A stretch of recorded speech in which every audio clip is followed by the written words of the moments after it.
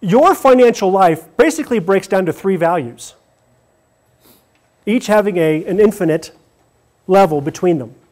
Now, the first thing we're going to find here is that there's something called income. All right? Now, income is always the first thing we have to solve. First thing we have to solve is income. Because you can't have a positive financial condition with no money, with no income. Now, how many of you make more than enough income than you'll ever need? So now we see the first problem we have to overcome, right? That's the first problem we have to overcome, is that lack of income. Now, as you'll discover, that is a universal problem that we all have. There's not enough money because our appetites are bigger than our stomach, whatever you want to call it, right? Because all kinds of cool, shiny things to spend money on, of course. So we have to make more income. But have you ever had a financial advisor coach you on how to make more money? Now that is a problem because the whole community that we're operating in the financial planning community, has never looked at that as being part of our profession. Yet it is completely under the auspices of financial planning as a subject. So the first thing we have to do is make more money. Now, I did not research that material. Someone else did all that. So I created a course based on the management system you're using to come up with the 12 laws of income, which we're going to be covering in the business viability course in a couple days. And if you apply those 12 laws of income, that is why income is made in any organization. And you're going to learn how to apply them to your practice, specifically, in detail. And you're going to go back to your practice and apply them. And you're going to hit those very specific areas of your business that are fully responsible for the level of income you make. So you have complete control over that, rather than it being a mystery or a struggle or whatever the case may be. So we have to have income always as the first item of business. And then we have to figure out how we're going to expense our money. I know people, professionals, who make $1 million a year in personal income. That should be enough for just about anybody. But they spend $1.1 million. And they're hurting. You know, because as the income goes up, the toys get bigger. We don't have cars anymore. We have airplanes and, you know, extra houses in some island somewhere, things like that, which is totally fine. But you see, how we spend our money comes down to a real simple basic. I'm going to have you write down right now your top 3 life goals. Just write them down real quickly. Just jot them down. Your top 3 life goals. The most important things you want to accomplish while you're on this earth at this time. Just real quickly. Now, once we have your top 3 life goals, we should probably have some kind of idea what they're going to cost. For example, someone says, I want to retire with $100,000 a year of income. Okay. How much money are you going to need to have to produce $100,000 of income that you can't outlive? Rough numbers. Well, if you make 5% a year, how much will you need in a lump sum of cash to throw off at 5%, throwing off $100,000 a year? $2 million bucks. $2 million bucks. Okay? Now, that's not a small sum of money. But we all say we want to retire, for example, as a goal. But we have a disconnect between what it's actually going to cost us to be able to do that.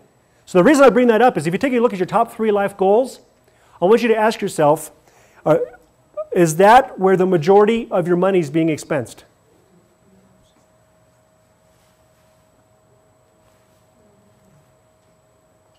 You see, I often find that people do not spend their money to fund their goals. I see there's a disconnect there.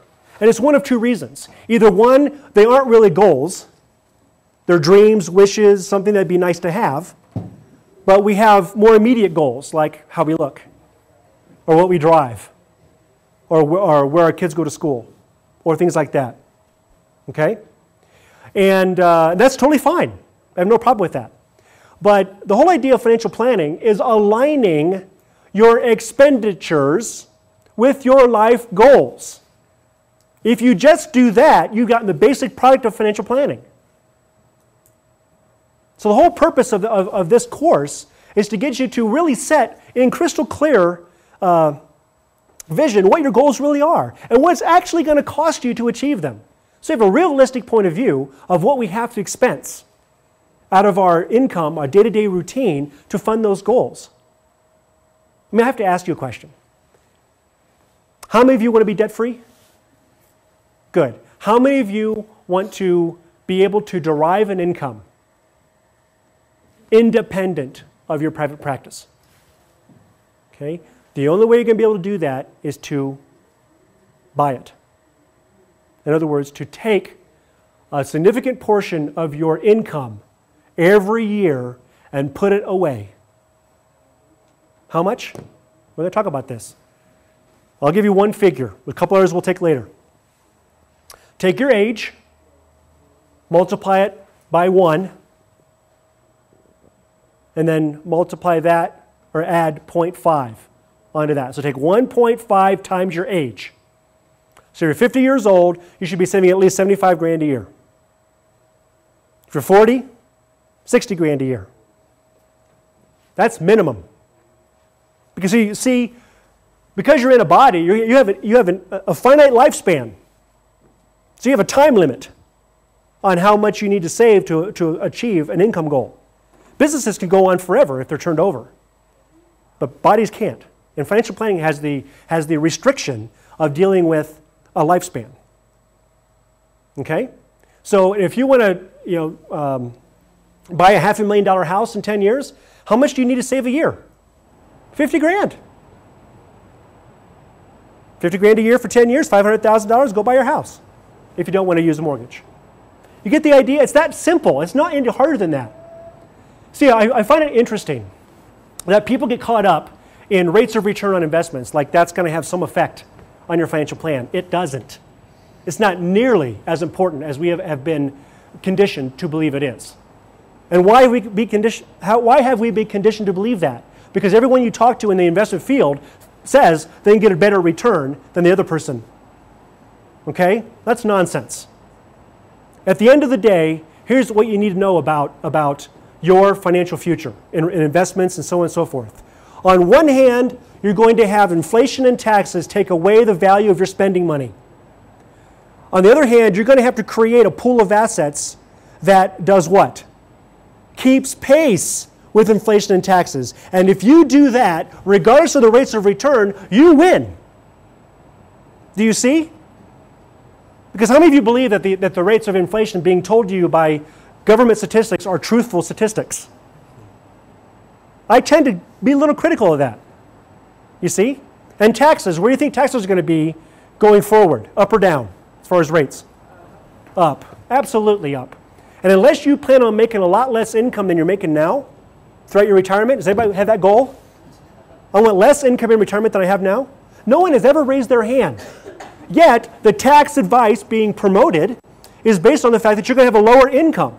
So defer all your taxes today into a lower taxable income in the future. The only way that can be is if you have less income. Do you see it? Do you see the logic there? No one wants that. So you have to save and provide for your own future. And if we don't expense our current income into those goals that are most important to us, the unfortunate reality is that we're not going to have the money there to do them. That's just the truth of it. I don't want that for you.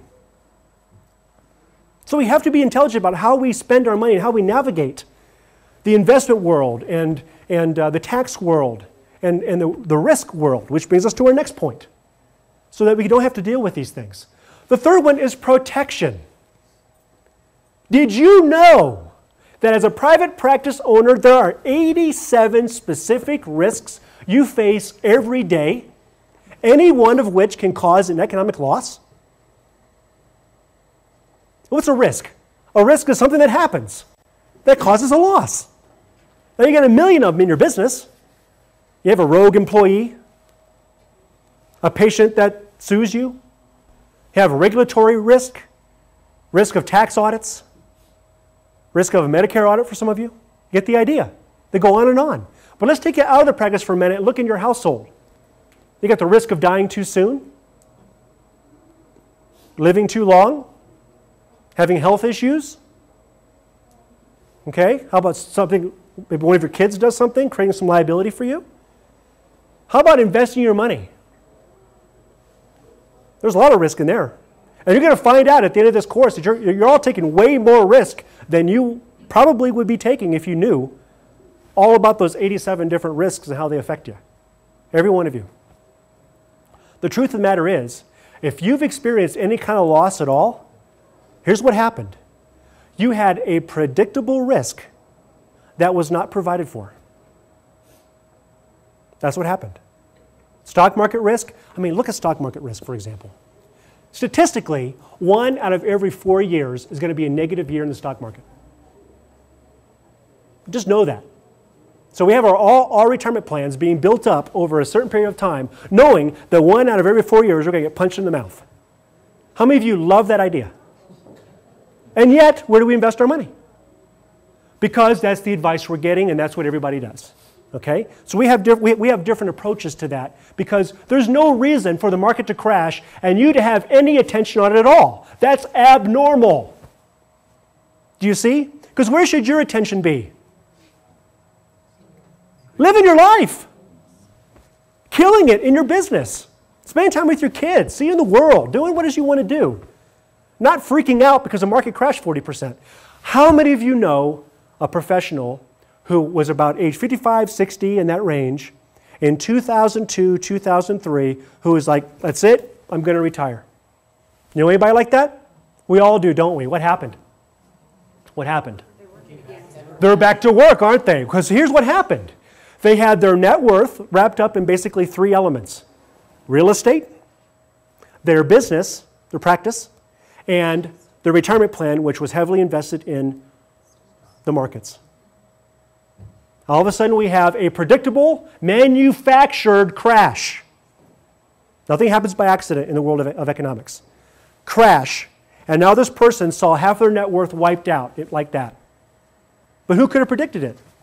We had 100 years of pretty strong statistical data to show that's going to happen. It's not a surprise. And yet we act surprised. Do you see? Who should have to do that? Who should have to be 60 years old and say, you know what? I have to go back to work now because my retirement's now shot. I have to put it off for 10, 15 years now. Who wants to do that? Exactly. Control your own life. And controlling your own life is protecting what you've created. And it's a pretty vast subject. So we're going to cover that a lot during this time together. But you see, if you want to achieve the optimum financial condition, you got to make a lot of income, you got to be very smart in how you expend your money, and you got to protect what you have. And the higher degree you continue to do that and keep those in balance, the more optimum your condition will be.